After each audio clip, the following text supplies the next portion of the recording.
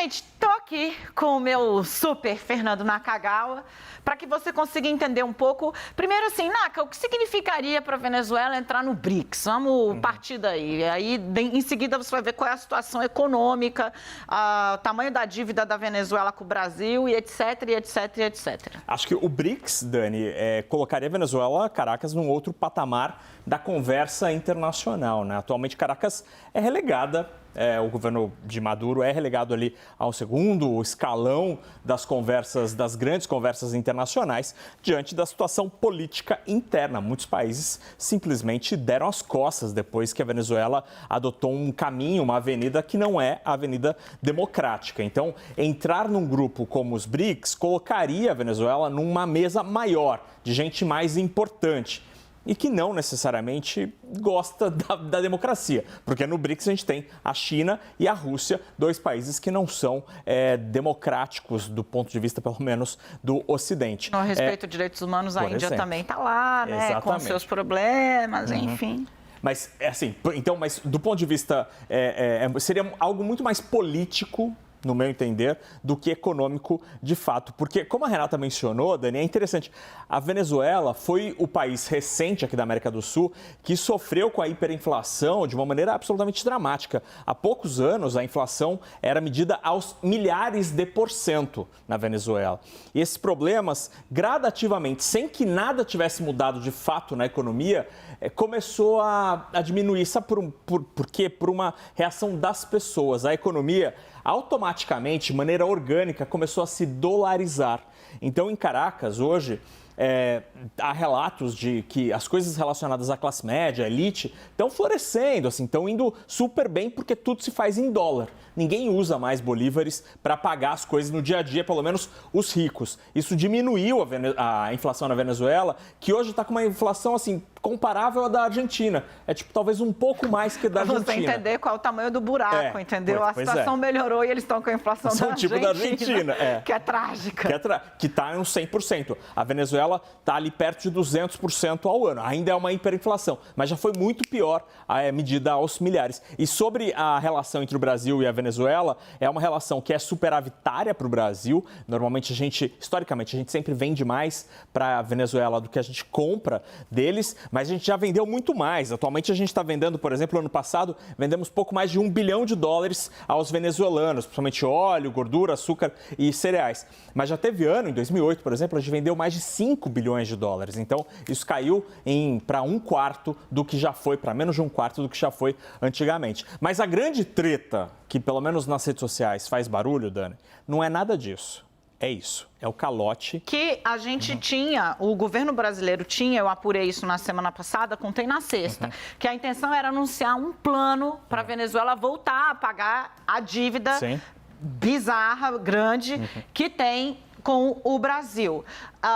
Esse tema foi delineado, mas não foi detalhado nessa coletiva mais cedo, pelo menos nos trechos em que eu acompanhei. Em tudo que eu ouvi também não mencionaram. Não mencionaram, mas houve um questionamento, por exemplo, vocês vão pegar a energia da Venezuela e abater da dívida do Brasil? E o Lula sinalizou que sim. Então, isso está sendo delineado. Mas vamos entender qual é o tamanho do calote e por que é tão difícil. A fonte do governo, Naka, tinha me dito na semana passada, o seguinte, olha, a Venezuela está tão boicotada, mas tão boicotada, que ainda se ela dissesse, olha, eu quero muito te pagar, ela não tem caminhos para. Tipo a Rússia. Tipo a Rússia. Tipo a Rússia, né? Que é assim, você não vai transitar dinheiro por essa via, pela via internacional de circulação de dinheiros, de grana. Você estrangula, você proíbe o país de fazer transações ali. Por quê? Porque você está impondo uma sanção por violações à democracia, aos direitos humanos e etc, etc, etc. Então, esse era um caminho, por exemplo. Olha, você vai me pagar fornecendo energia para Roraima, que está lá só com termoelétrica, e vai abatendo da dívida do Brasil, da Venezuela com o Brasil. Vamos entender qual é o tamanho dela. Sobre essa questão da energia, até Maduro mencionou na coletiva que seria necessário um investimento relativamente pequeno, alguns milhões de dólares, só para ligar a rede venezuelana à rede brasileira, pelo menos ali no extremo norte, e assim você conseguiria começar a comprar a energia elétrica da Venezuela. Mas Mas vamos falar sobre a dívida do BNDES. A gente preparou aqui 2 telas para entender em que pé está esse negócio. O Brasil, pelo BNDES, Dani, emprestou $1,5 bilhão a empresas brasileiras que foram fazer projetos, obras, empreendimentos lá na Venezuela. Esta dívida, é importante dizer, ela não é uma dívida do Brasil para a Venezuela. É uma dívida do Brasil financiando uma empresa brasileira que fez projetos na Venezuela. Só que o governo Maduro não pagou estas empresas, não pagou o financiamento e é por isso que o Brasil acaba tomando o calote, porque, ao fim e ao cabo, esta operação é garantida pelo Tesouro Nacional. Então, dessa operação de $1,5 bilhão, metade da grana não foi paga. Metade foram boletos esquecidos lá no canto da gaveta. Boa parte desses $700 milhões, quase $700 milhões, já foram bancados pelo Tesouro Nacional. O Tesouro Nacional foi lá e deu o dinheiro para o BNDES, já que ele era o garantidor. E tem uma parte ainda de 84 milhões que estão para vencer, mas nada indica que esses valores vão ser pagos. Que vai ter um destino diferente dos já Exatamente. 700. Isso aqui vai vir para casa dos 806 milhões de dólares.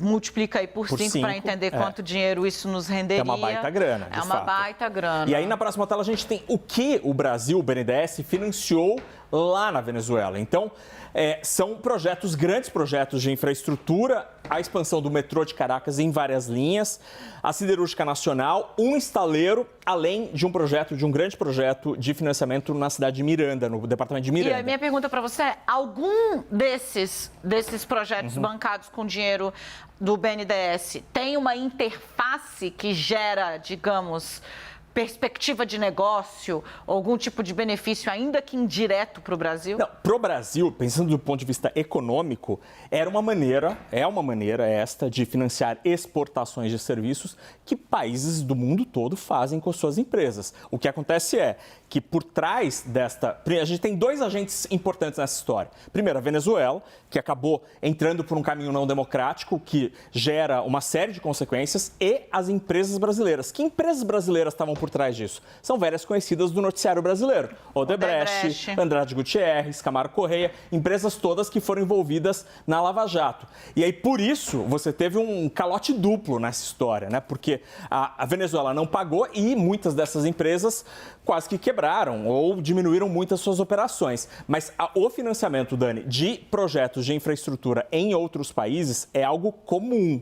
Países grandes, Canadá, Estados Unidos, Europa, financiam a ida de suas construtoras para outros mercados. Era o que o Brasil estava fazendo aqui, só que não deu certo. Mas há projetos financiados pelo BNDES, por exemplo, na Argentina, aqui no Cone Sul, que todos estão sendo pagos absolutamente em dia. Então, não dá para demonizar esse tipo de operação financeira, porque ela existe, é comum e dá certo, porque leva a sua tecnologia do país, né, no caso da tecnologia de engenharia brasileira, para outros mercados. Isso vários países fazem. O problema não é a operação, o problema foi a maneira com que ela foi feita e com quem ela foi feita.